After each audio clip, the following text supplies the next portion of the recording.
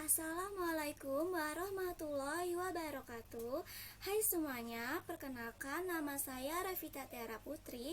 NIM saya 2011-707, Program Studi Pendidikan Guru Sekolah Dasar Universitas Trilogi.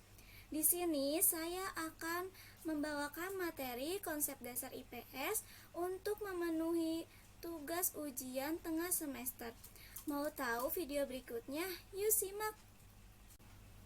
Yang pertama ada identifikasi disiplin ilmu pada KD IPS kelas 4 tema 6. Ini ada 3.1 yaitu mengidentifikasi karakteristik ruang dan pemanfaatan sumber daya alam untuk kesejahteraan masyarakat dari tingkat kota atau kabupaten sampai tingkat provinsi.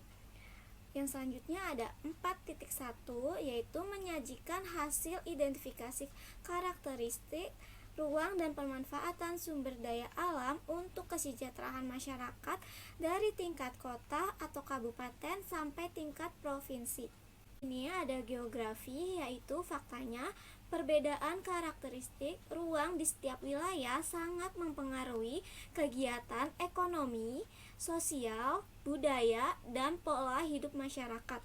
Karakteristik ruang di daerah pegunungan yang memiliki permukaan berbukit-bukit tidak rata tetapi tanahnya subur sangat dimanfaatkan sebagai lahan pertanian, berdampak pada aktivitas penduduk yang banyak bekerja sebagai petani. Begitu juga dataran rendah yang tanahnya cocok untuk area permukiman, perkantoran, dan industri, sehingga penduduk di dataran rendah lebih cocok jika bekerja di sektor industri dan jasa sebagai karyawan, pegawai, pedagang, dan lain-lain. Karakteristik ruang dan wilayah di lingkungan sekitar digunakan masyarakat untuk memenuhi berbagai kebutuhan hidupnya. Selain itu, karakteristik ruang dimanfaatkan juga untuk meningkatkan kesejahteraan masyarakat dan pendapatan negara. Yang kedua ada ekonomi, yaitu faktanya keberagaman sosial dan ekonomi di Indonesia disebabkan oleh beberapa faktor, diantaranya interaksi dengan lingkungan alam, sosial, dan budaya masyarakat. Hal inilah yang menyebabkan kebutuhan seseorang berbeda-beda sehingga mempengaruhi perekonomian masyarakat. Kegiatan ekonomi dilakukan untuk mencapai kemakmuran dalam kehidupan manusia untuk memenuhi kebutuhan hidup sesuai karakteristik lingkungan alam, sosial, dan budaya, berdampak pada beragam pekerjaan dan kegiatan ekonomi yang dilakukan oleh masyarakat Indonesia. Nah, yang selanjutnya ada kajian tentang pengaruh kebudayaan dari luar terhadap kebudayaan Indonesia. Saat ini banyak bangsa asing yang masuk ke negara Indonesia, baik tinggal di Indonesia maupun hanya sekedar berwisata. Mereka masuk ke Indonesia dengan membawa budaya mereka yang tak sedikit dari budaya mereka itu ditiru dan diserap bangsa lokal. Secara tidak sadar, ternyata telah mengubah perilaku dan pola pikir kita. Salah satu yaitu dampak yang bisa terjadi akibat globalisasi adalah westernisasi. Westernisasi adalah masuknya budaya atau gaya hidup barat ke dalam kehidupan sehari-hari kita yang menyebabkan tergantinya budaya lokal. Padahal gaya hidup barat tidak semuanya dapat ditiru atau dapat diaplikasikan di Indonesia. Ada pengaruh negatif dari masuknya kebudayaan barat ke Indonesia, seperti yang pertama, masuknya paham-paham barat yang dapat merusak moral bangsa. Yang kedua, lunturnya jiwa nasionalisme bangsa. Yang ketiga ada sikap individualisme. Yang keempat ada kesenjangan sosial.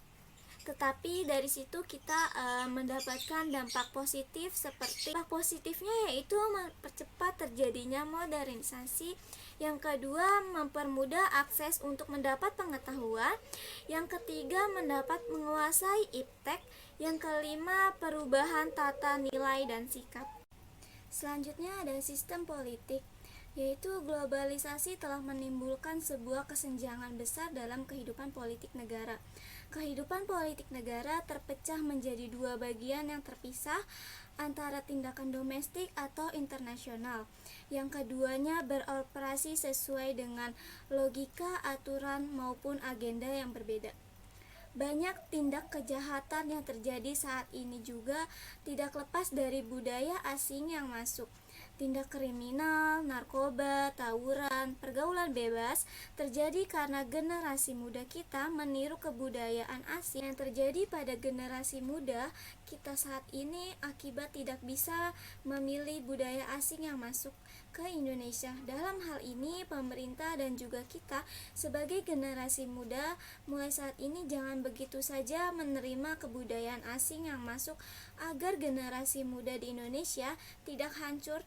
Kita semua dapat membangun Indonesia menjadi negara yang maju tanpa pengaruh budaya dari luar. Yang selanjutnya ada pengaruh kebudayaan asing terhadap budaya Indonesia dalam sistem kepercayaan. Bangsa India merupakan penyebar agama Hindu-Buddha di Indonesia. Pada perkembangannya, agama Hindu-Buddha berakulturasi dengan sistem kepercayaan anisme dan dinanisme. Akulturasi dalam bidang sistem kepercayaan kita dapat dilihat melalui upacara keagamaan masyarakat kuno di Indonesia.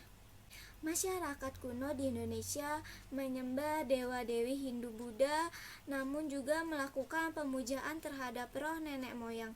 Agama Hindu-Buddha ke Indonesia sudah berlangsung sejak abad berabad lalu, tetapi pengaruh kebudayaan Hindu-Buddha masih dapat dirasakan hingga saat ini oleh masyarakat. Yang selanjutnya ada pengaruh kebudayaan asing terhadap budaya Indonesia dalam sistem kesenian. Di era globalisasi, di mana zaman semakin maju dan teknologi semakin canggih, adalah tatanan bagi setiap negara untuk mempertahankan kebudayaan agar tidak tercampur oleh kebudayaan luar Indonesia. Dengan datangnya perubahan sosial yang hadir akibat dari globalisasi, maka kesenian kita pun mulai bergeser ke arah kesenian yang berdimensi komersial. Kesenian-kesenian yang bersifat ritual mulai tersingkir dan hilang fungsinya. Sekalipun demikian, bukan berarti semua kesenian tradisional kita lenyap begitu saja.